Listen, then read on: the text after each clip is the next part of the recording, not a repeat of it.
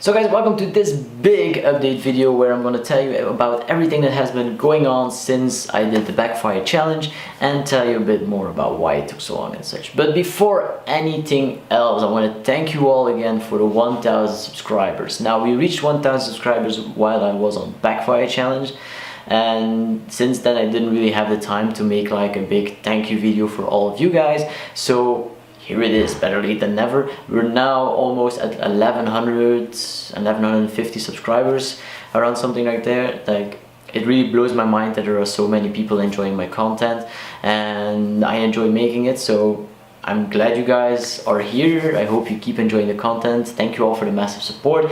And at the end of the video, I'm going to tell you about something about how I want to give a bit back to you guys. So stay tuned for that one. Now, the first thing I want to talk about is where I am right now. Now, if some of you guys have been watching me for a few weeks or months or however long, you might have seen that normally I shoot in my parents' backyard, at the garage, or in my office. And this is my new office because me and Amy, we moved in together. So I moved out of my parents' place and we moved into our own house. So that's also why there's maybe a bit of an echo still in this room, because there aren't a lot of furnishings in yet. That's also why the Backfire vlogs took so long. So I stretched out the 4 days of for the 4 or 5 days of Backfire, just because we still needed to paint some walls and arrange some stuff and move our stuff over here. And the only part that still isn't here for me is Mia. So I have been painting the garage again, painting the garage that I have here, and you will see that in a future video. And yeah, Mia is still not here, but she will be here shortly. But yeah, talking about the Backfire vlogs, I really enjoyed the Backfire road trip. If any of you guys have seen this video and want to do it yourself, be sure to go and check them out on Facebook or on their website, and join us next year for one of the next events. Next year they're doing like one 4-day road trip, one weekend road trip, so 2 days, and normally as far as I know there's one day trip coming up. But those are still in the planning. But yeah, so there's a lot to look forward to on that end. And also, because I have been working for Backfire, I've been working with Backfire for so long, so I've been working with them since they started their first road trip, and they have actually asked me to join the crew and maybe do some of the Belgian stuff, because yes, I am from Belgium. A lot of you guys have been asking about it. I am from Belgium, from the Flanders part, so I speak mostly Dutch normally. But that aside, they asked me to join the crew and to get more Belgian drivers involved in the Backfire challenge events. So, and also, yeah, just help organize. So that's really cool, and I'm really flattered that they asked me. Then maybe something that is a bit overdue, because we're already with 1000 subscribers, is maybe I can introduce myself to you guys. So my name is Anthony, I am 23 years old, and my full-time job is as a Java developer, so I make web-based applications and such. But that's nothing that you ever gonna see here on the channel. In my weekends, my main hobbies are cars, hanging out with my girlfriends, and making YouTube videos, because yeah, that's how we got here. But then I got a few last things, but before we get there, I just wanted to do the same thing that I did the last time and give you guys a bit of a Q&A session. So I went through the questions on my YouTube page, and yeah, I'm gonna answer some of them here. Now, one of you guys asked me about this, so first of all, thank you all for the mass support on the comparison video. I really enjoyed making the video. It was really like one of the bigger projects of the channel, and the feedback has been awesome. Thank you all. But one of you guys, for example, asked me about the suspension changes. Is the RF stock suspension better than the soft top with Bilstein suspension? Now, it's a bit of a double-edged sword, as it's not only like the shocks which make the difference. Like my car on the Bilstein suspensions on the straight road was magnificent. It drove really quite nice. It was not too firm, it was firm enough. It was a bit like how the RF kind of feels. The RF is still a bit softer in my eyes, but the biggest difference between the two cars is the body roll in the corners. Like the soft top has a lot more body roll than the RF. I think that's more to do with anti-roll bars than with shocks and springs, or maybe spring rate and such. So I have to say, as a full package, full stock package, let's say it like that, the RF has a bit better handling than the soft top. They can also be due to like the hard top, which connects, like helps the rigidity of the car. But both cars are really quite nice. But if I would have to say from what I felt, the RF is a bit more like agile. The soft top rolls a bit more, but then again, if you do go like me and change out your suspension parts like to coilovers, or you might put on like tighter anti-roll bars, those may improve as well. Now, then a second question I got is about the gearboxes. Is the manual gearbox worth the money, or is it just a waste of money? Now, I have to say, pure from my perspective, if you want to have a sports car to have fun with and have the most involvement with the car, you should totally go for the manual, in my eyes. If you want to daily the car more and you have to go through a lot of stop and go traffic, but you still want to be able to change your own gears when you want to, go for the automatic. It's a really good automatic transmission. There's nothing wrong with it. If I would have to buy my car again and it would be more of a daily, I would really be torn between the two, because the manual is, if you have a lot of stop and go traffic, can be a bit cumbersome, can be a bit annoying actually, but yeah, there's still something about rolling your own gears. But the automatic transmission has a really good response time. It's actually really fun to play with. Maybe you've seen that in the video, and just if you look back at the video and see the smile on my face when I start testing it, that's a genuine reaction. I had a lot of people that I know talk to me and say that you really enjoyed that RF. Yes, I did.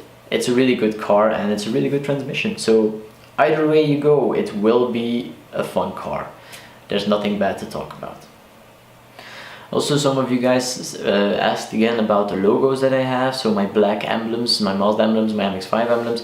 I answered that in the last Q&A, but those are just new emblems which I bought, had painted the same gloss black as my front lip and such, and then I replaced the emblems, or had them replaced. One of you guys asked about the Pinkster meeting, which is in Holland, which I did with Backfire Challenge this year, as kind of being there as a member of the Backfire Challenge. They call it Heroes, Backfire Heroes.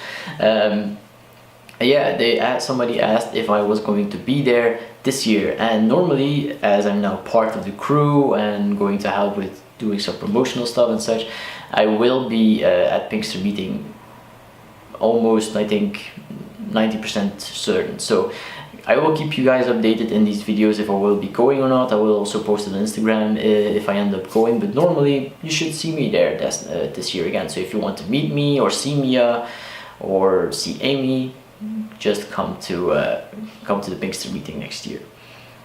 Then maybe one of the last questions for this Q&A session is about my new wheels and tires, if I have been having any issues, or how my reaction is after the road trip. Now, I am going to make a more deeper video in here, but the only thing I had, the tires did really well. The car was awesome in the mountains.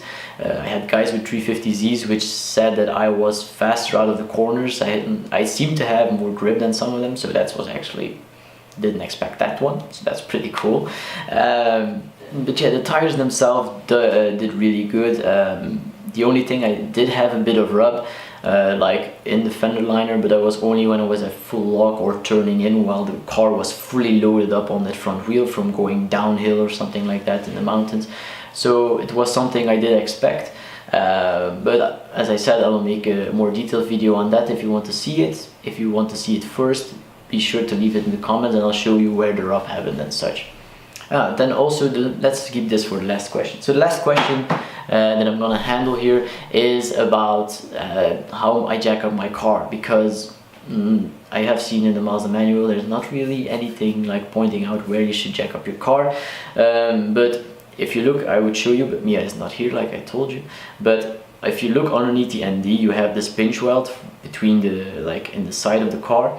Like this pinch weld is normally strong enough to be able to use as jack point. I usually jack the car up at the front wheel, because it seems that the part there is a bit thicker. So I jack up at the front wheel and at the end. So actually at the ends of this pinch weld, those are the best points to jack up a 2016 or later MX-5.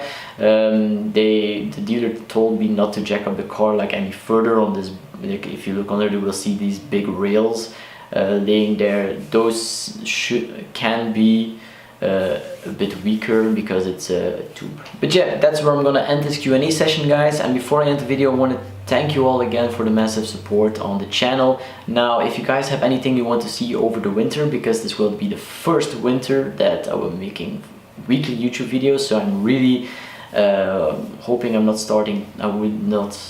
not start to struggle too much with finding things to film, because yeah, the cars season is a bit is coming to a close over here in Belgium, so there aren't a lot of events. There's also some things I can do to the car, but yeah, car parts cost money and the budget isn't always there. But yeah, I'm gonna do my best. If you guys have any DIY or something like suggestions you want to see on the channel, post them in the comments below.